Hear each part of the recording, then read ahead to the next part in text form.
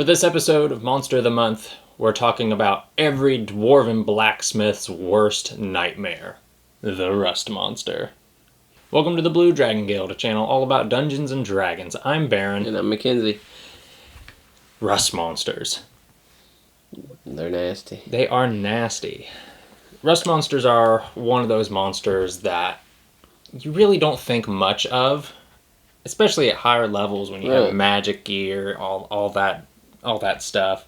But they can really mess you up at first level. The Rust monster inside the monster manual is probably my favorite monster that I've ever had or used. I really enjoy them. Like Baron said, at a low level, they're actually pretty nasty. And you would think they're only CR half, but, they say they don't, conjugate in huge groups. They normally hunt alone or maybe like a small pack, one or two. So that's never too bad. I've never, I guess if you came across like 8 rust monsters at once, kind of like you do goblins, it's going to be pretty horrible. Taking a quick look at their stat block, they have a armor class of 14, hit points of 27. They have a speed of 40, which is pretty fast. Pretty fast. That early, too. They have the ability called Iron Scent. The Rust Monster can pinpoint by scent the location of ferrous metal within 30 feet of it. So that means no matter what, if you're trying to sneak, doesn't matter, it'll smell it. Yep. If you somehow make it blind, doesn't matter. Yep. It will still sense it out. It does not need to see it all. It also has another ability called Rust Metal. So any non-magical item, if it hits it, it will take a -1 permanently and cumulatively, -1 to that item's durability. A lot of people, there are a lot of games that this never comes up in durability whatsoever. I don't know if we've ever really used it at all.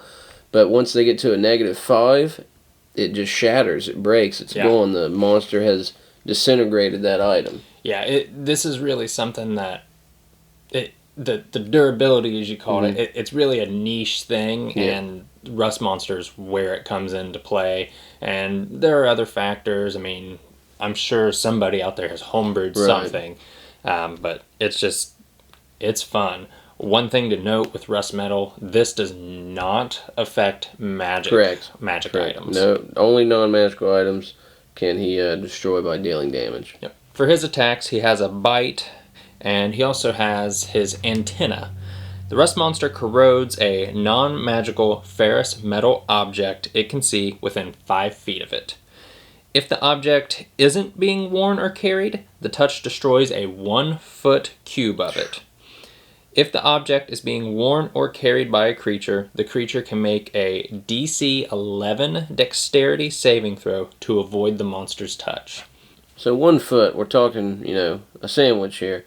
This long, is it in a complete circle, in a square, or how's it? It's a 1-foot cube, so... Okay, so you're talking legit. Yeah. Pretty big. I mean, cut off the whole armor of their shirt. Yeah. You take a large chunk out of a shield. You're easily disintegrating any rings or necklaces in that time period. Yeah. They're just gone, so it can mess some things up. Yeah. And, if the object touched is either metal armor or a metal shield being worn or carried, it takes a permanent and cumulative -1 penalty to the AC that it offers. Armor reduced to an AC of 10 is destroyed, and a shield that loses its +2 bonus is also destroyed. So, basically, that's 2 on a shield, because most of the shields are just +2. Yeah. Armor and stuff, some of them it's like, 12, 13, then they give you your dex. Full plate is 18, so you got 8 hits. Right. So before that disintegrates. But even if they only get 2 in, well, guess what? It's only 16 from forever until you find another suit of armor. So that's pretty wild. I mean, to me, that ability seems so strong for a half CR character. It does, but really, like, once you get some magic stuff, these aren't going to be that much of an issue. And I think that's really the thought process behind it. So... Right. I would say, if they had a Rust Monster that was kind of higher level or different or gained the ability to get to mess up magical items, I think it would be pretty exciting. Well, have I got a surprise for you? When thinking about how I would use these monsters in a D&D game, the thought came to me to have the players funneled into some kind of arena of some sort, and the door behind them closes. Yeah. The big bad guy yells down to him like, "Oh, you've walked into my trap." All these stone doors start to lower, and all these rust monsters come out. Oh, wow. Well, they kill all the little small rust monsters. Yeah. And then the big guy comes out, the Rust King. I made a new monster. I'll have the encounter available somewhere down in the description. Not sure where I'm going to put it. Probably on DM's Guild.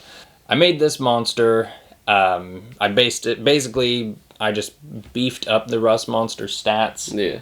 And I made it affect magic items. Oh, wow.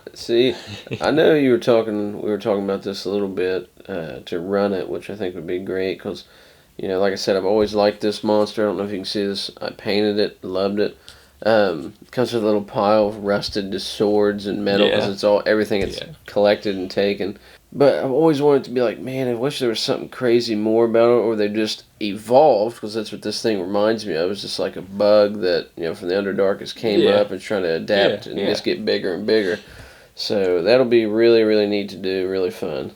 Mackenzie, how would you use a rust monster in a game? I've actually used them once, if you remember, in the Halloween campaign. I do. I made it so they didn't move. So none of the grass that you guys were traveling through went there, but it was just a real quick, because how fast they are, closing in to smell any metal that they had on. Yeah. And I said, okay, well, I only had 2. I don't think I really even got a lot of contact because they didn't get a high roll to initiative, so I don't know if I really got to use them. If I remember right, we wiped them out pretty quick. So. I was like, no, okay, well, there they go, but I love using them. It's weird because I want to use them more than a group of goblins.